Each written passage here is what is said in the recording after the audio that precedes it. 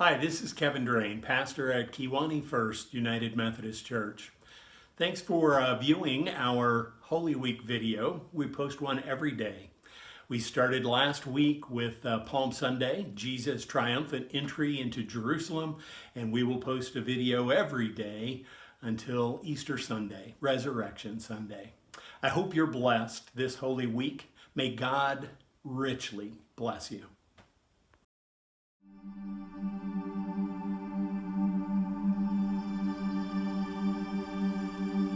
I should have just stayed in Caesarea that wretched day. I lived in a lovely palace on the seashore. The city was prosperous. It wasn't Rome, but my life was peaceful. Have you ever been interrupted while in the middle of a deep sleep? Perhaps you acted irrationally before you could fully wake up. This is what happened to me, but let me start at the beginning. The beginning of the end, that is. Two men who led lives of contrast were Peter and Pilate. One a Jew, one a Roman. One a follower of Jesus, one who ordered the death of that same Jesus. One who repented, one who did not. Yet during the trials of Jesus, both of them gave in to cowardice. During the last week of the life of Jesus, we settled into a simple but uneasy daily pattern. We spent the night on the Mount of Olives just outside the walls of Jerusalem, and the next morning we crossed the Kidron Valley, climbed up the Temple Mount, and entered the temple grounds. Jesus taught the people, jousted with the Jewish leaders, and instructed his apostles and disciples. As the day ended, we returned to the Mount of Olives. We knew that the Jewish leaders were dangerous, but we did not know Satan had entered Judas Iscariot, one of us. He slipped away and went to the chief priests and temple guards to talk to them about betraying Jesus to them when the crowds were not present. They paid Judas 30 pieces of silver in advance for his treachery. Why 30 pieces of silver, which wasn't a lot of money? Possibly to fulfill a prophetical passage in the book of Zechariah. Possibly because that's all Judas demanded. He bargained away the most precious life ever lived for pittance. The day of unleavened bread came, and this was the day during the Passover festival when the Passover lamb was to be sacrificed. I guess I was expecting Judas to make preparations since he was our treasurer, but Jesus turned to John and me and told us to go make preparations. He gave us detailed instructions instead of his typical vague inferences. His instructions started with, "As you enter the city, a man carrying a jar of water will meet you." Well, I was immediately taken aback. I had been with Jesus for a week and knew that he had not had the opportunity to make complex plans. The odds of seeing a man carrying a jar of water were small. Men didn't typically do this type of work. John and I found things exactly as Jesus said. We met the man, followed him to a house, and asked the owner of the house where the teacher could eat the Passover feast with his disciples. The owner showed us a furnished room upstairs, and we prepared for the Passover. Well, many of your scholars believe that the owner of the house was the mother of John Mark, since Christians would soon meet in her house on a regular basis. When the appropriate hour came, we apostles and Jesus reclined around the table for Passover like we'd done every year of our lives. But the meal did not go as we expected. The words Jesus used portrayed him as the Passover sacrifice. He even said, "This is my body given for you. Do this in remembrance of me." should have been stunned and immediately started to question him about his words. Instead, we started arguing among ourselves about who was going to be the greatest. This wasn't the first time we had had this argument, and I'm sure Jesus was devastated that we were still so prideful.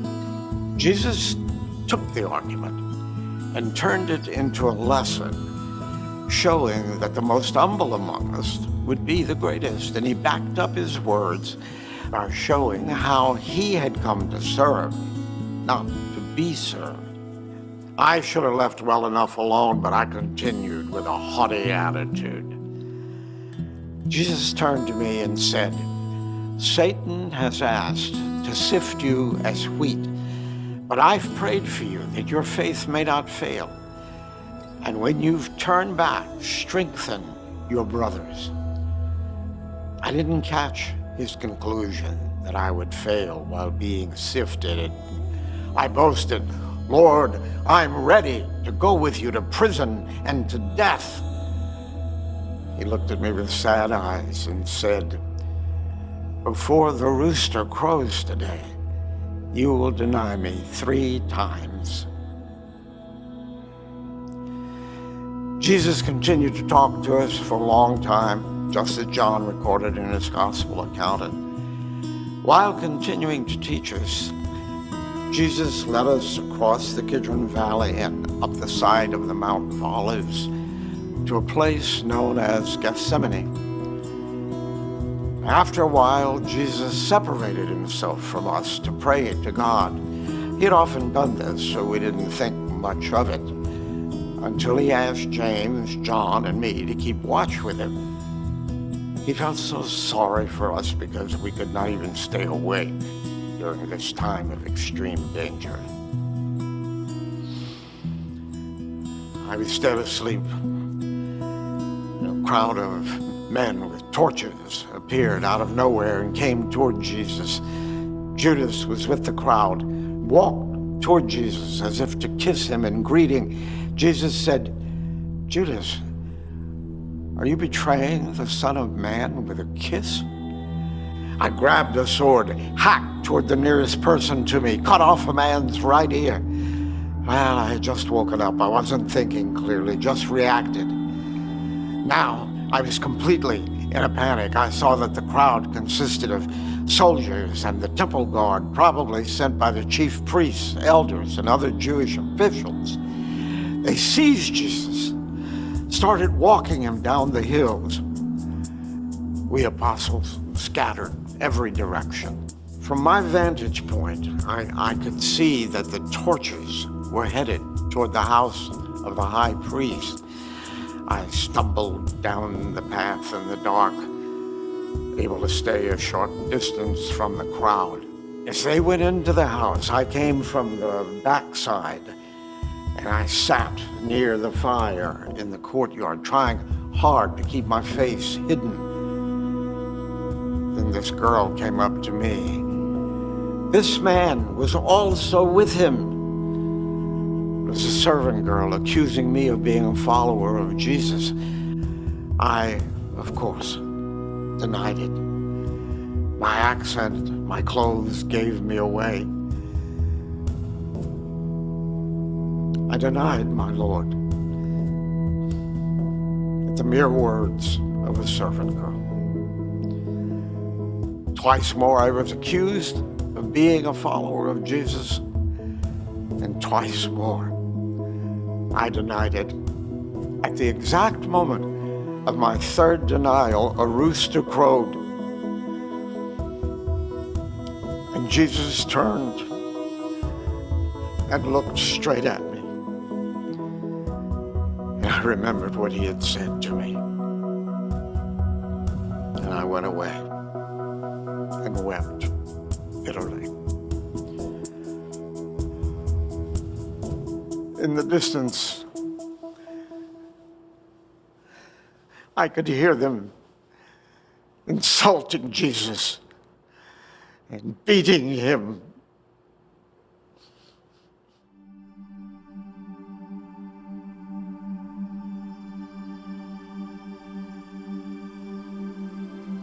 Why didn't I just stay in Caesarea that day?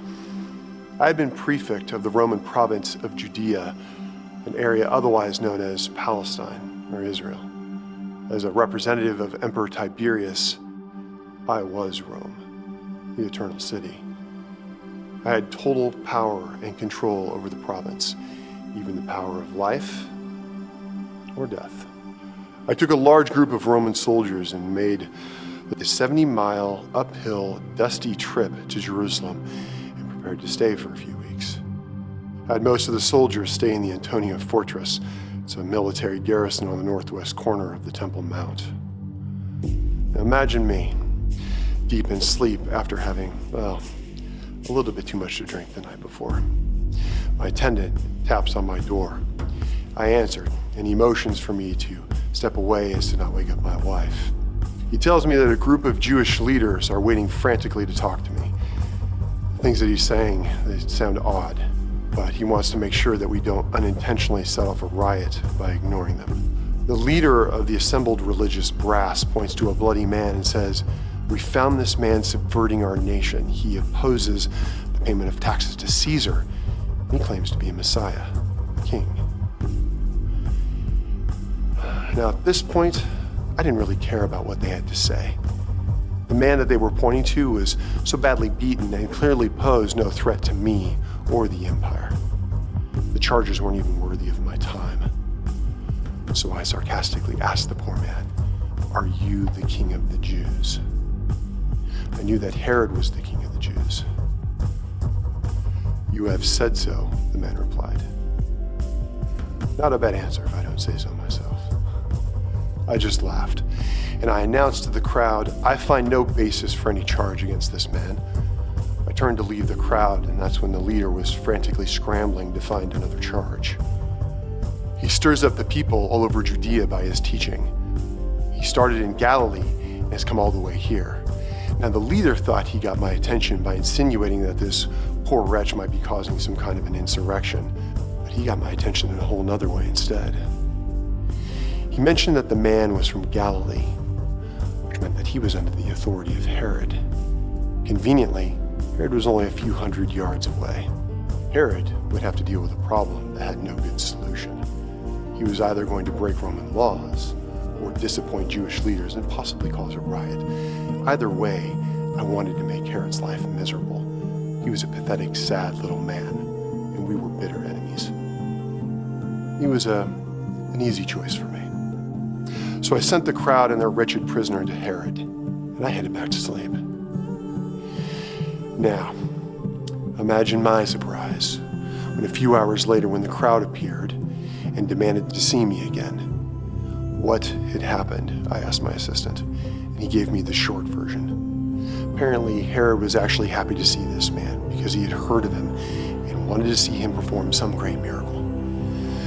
When the man just stood there, Herod eventually tired of his silence and had his soldiers ridicule him, beat him to a pulp, and dress him in a purple robe that signified his supposed royalty. Then, in a sign of deference to me, Herod sent him back for my judgment. As the poor man stood there, weaving from fatigue and pain, I could easily see this was not a legal case. It was some kind of religious dispute. I was in a no-win situation. I was frantically searching for a way out. My first gambit was a scheme to tell the crowd that Herod and I both found no guilt in the man, and I would punish him before releasing him. Rather than appeasing the crowd, this just made them more furious. The religious leaders were whipping the crowd into a frenzy, and a riot was sure to break out soon. My second tactical gambit, a brilliant maneuver, to give the crowd a choice to release the man or release a murderer. A revolutionary by the name of Barabbas. It was my custom to release someone over Passover, and I was sure whom the crowd would not choose. Much to my surprise, they demanded the release of Barabbas and would not listen to my reasoning. "Crucify him," they said. They had me in a corner, and they both knew it, both the religious leaders and the crowd. I appealed again to them, but on the verge of a riot, they kept shouting, "Crucify him, crucify him, crucify him." Their shouts prevailed. I released Barabbas, and I gave the prisoner to the crowd, which was a tacit approval for him to be crucified. Hours later, my centurion brought his report. The innocent man's name was Jesus. He was so fatigued that he could not carry his cross all the way up the hill of death. So my centurion seized someone from the crowd and had him carried for him. My centurion was surprised by the large number of people who supported Jesus and followed them. But they were mostly women or men who posed no obvious problem. With typical Roman efficiency, my soldiers took along 2 other men who were scheduled to be executed. All 3 of them were crucified on Golgotha, Jesus being placed in the middle. As was often done, soldiers gambled against one another to claim the clothing that would never be again needed by the prisoners. I had a notice placed above Jesus that said, "This is the King of the Jews." The soldiers in the crowd delighted in mocking Jesus because of his inability to save himself, even though he was a king. The only one in the crowd who treated him with respect, one of the other crucified prisoners. It was about noon when a deep darkness, like a storm, but worse, came over the entire region. It lasted for about 3 hours. The Jews, ever superstitious, were reminded by the plague of darkness when they were slaves in Egypt. They were starting to regret their actions. The enormous temple curtain was torn from top to bottom, and the Jews went ballistic. Jesus called out, "Father, into your hands I commit my spirit." It had taken only a few hours for him to die, when often it takes several days. My centurion said he was amazed and deeply moved. He said that he had praised the Jews' God and said that surely this was a righteous man. No sooner had the centurion finished his report than my assistant came to me with another urgent request. A wealthy Jew named Joseph had come to ask for the body of Jesus so that he could bury it. He was in a hurry. He said that he wanted to wrap the body in linen and place it in a tomb before the Sabbath started. Quite honestly, I was thrilled to have this unexpected request. Usually we Romans would leave crucified bodies in place for a long time. It's a powerful reminder. However, since this Jesus had so many followers, I didn't want the body to be a motivation for them to unite or to rebel or to make some secret martyr of him. Having the body disappear was a good solution to a potential problem. So I granted Joseph permission, and that was the end of the matter. At least, it was as far as I expected. As it turned out, the end was only the beginning.